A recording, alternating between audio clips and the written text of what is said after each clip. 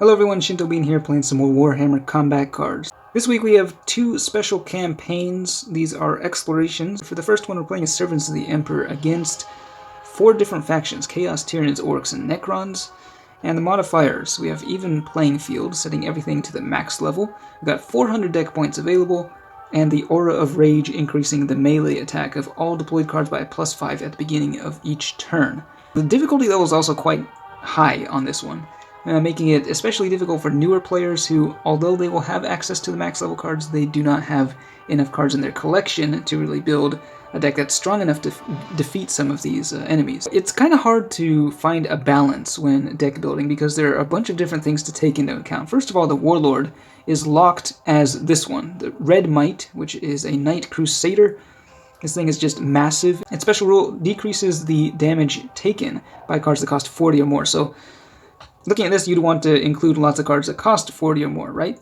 Well, there's a problem with that. I mean, even though you have 400 points available, if you want the mission rewards, you will, of course, want to run some keyword cards in your deck, and not all the keyword cards are 40 or more points. In addition to that, we've also got the fact that not all of those cards are ideal for the Aura of Rage modifier, because you'll want cards that actually have a melee attack for that. So that rules out some of like the air units, like the Valkyrie, which will not benefit at all from the Aura of Rage. And then you've just got other cards that are, I mean, they're pretty strong stats-wise, but they only have one trait. So, you know, if everything's at max level, of course, the legendaries and epics are the ones that are going to be the strongest. So taking all that into consideration, it's going to be kind of hard to build a deck that satisfies all those conditions. So you have to sort of pick and choose what you want to go for. But we'll go ahead and deploy and see how this goes. This is, I think we're about 6 wins away from the end. I just finished the second boss level, which was against the Chaos Knight, and that was pretty crazy. The thing is extremely powerful. But I found that the boss level wasn't actually as difficult as some of the other ones, like Captain Badruck. That was just nuts. This one we're up against the Swarm Lord, so we'll see how many of those Bio-Titans they're running here. Let's see, they've got a Hive Crone, so it's a pretty big precision shot there at the beginning. I guess we can drop the Paragon Warsuit with the shields there. Got 4 shields, should be able to block a decent amount of damage.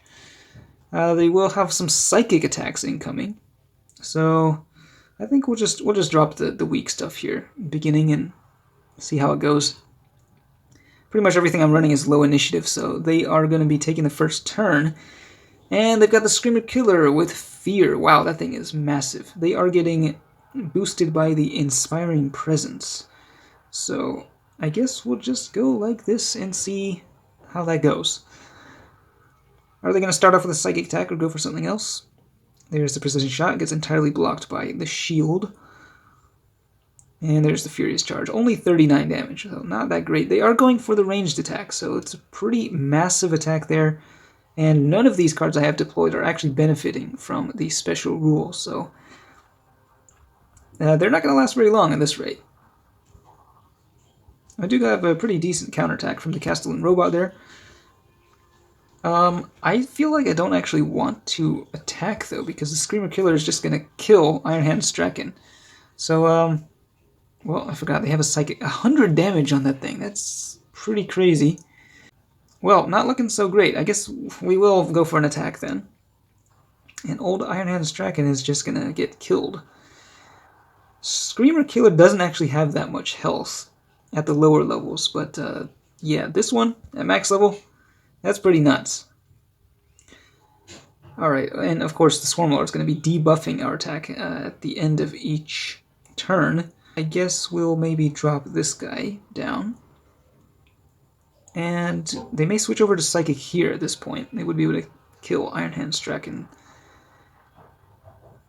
We'll see what they go for. Inquisitor Karmazov is getting protected there by the special rule.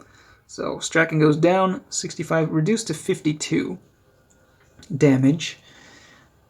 And let's see, what do we want to do next here? Okay, now they're bringing out the big guns. I've got the Harridan. Man, that's so much damage. It's absolutely crazy amount of damage. Alright, we're going to go like this, I think. We'll drop the Dune Crawler. Get a big old precision shot in, and that will deal a decent amount of damage, but they do have, they hit us with an outflank, so unfortunately, I don't think we have enough firepower to punch through and kill this Hive Tyrant in one turn. No, it's going to survive. Well, not a great situation, but we'll just go for it anyway. I mean, all this fear on the field is just... it's pretty scary. Yeah.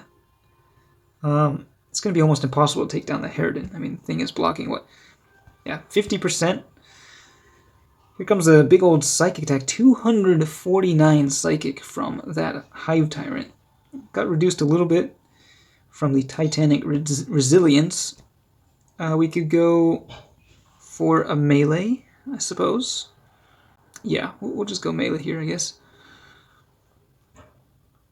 I don't even know if I'm going to be able to win this one, because, like, remember, the Swarm Lord has 4 shields as well. Not to mention 430 health. Let's see what they bring out next. Okay, just a little zone thrope, so that's not too bad. Maybe drop this guy sooner rather than later. Eversor Assassin. And what are they going to go for next? Alright, they're going Psychic, debuffing my melee.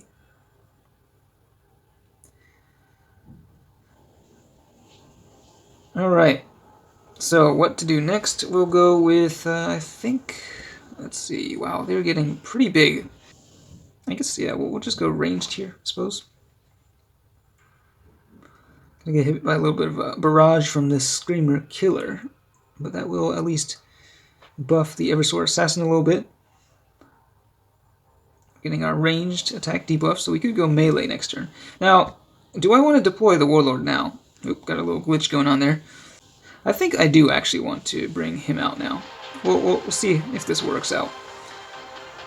We'll see if this thing actually goes away. Okay, there we go. So, not sure if this is a very good idea, honestly. We do have 1 Medicae, so we have 1 chance to heal this guy. Really big attack there, taking down the Eversor Assassin in 1 hit. Here goes the Death Blow, not dealing very much damage due to the fear. Titanic Resilience does save Inquisitor Karmazov, and he's able to take out the Screamer Killer with the counterattack. I was actually hoping to kill it with a barrage next turn, but got a Harspex. Thing's not too bad. We got Celestine. So yeah, I think we're going to drop Celestine here on this side. Doubling up on the Inspiring Presence. But yeah, Inquisitor... oh, snap. Oh, yeah, I forgot about that thing. The Hierophant with Poison. Max level Poison and Barrage. That means it's going to be able to... whoa. This thing can poison all 3 of my guys in 1 turn. That's not good. Yeah, that's actually really bad. Well, we're going to go for a melee attack here. The Inquisitor's going to go down. The Red Might, it can only block 3 more attacks, and it's going to be taking 16 poison damage every turn now. We can't heal it once. But yeah, I think we're about to get eaten alive by these guys. I mean, this is just nuts how strong these guys are. Belisarius Call. Alright, here comes a big old ranged attack. 280 damage there. And yeah, again, poisoning everything. We do get a big barrage as a counterattack, though. Coming pretty close. If only we hadn't been debuffed there. So I think our Warlord can actually take out the... yeah, I can take out the whatchamacallit, Harspex with the splash damage. And then we can hit the Hierophant with the attack from the side, and oh no, it survived. It's unbelievable.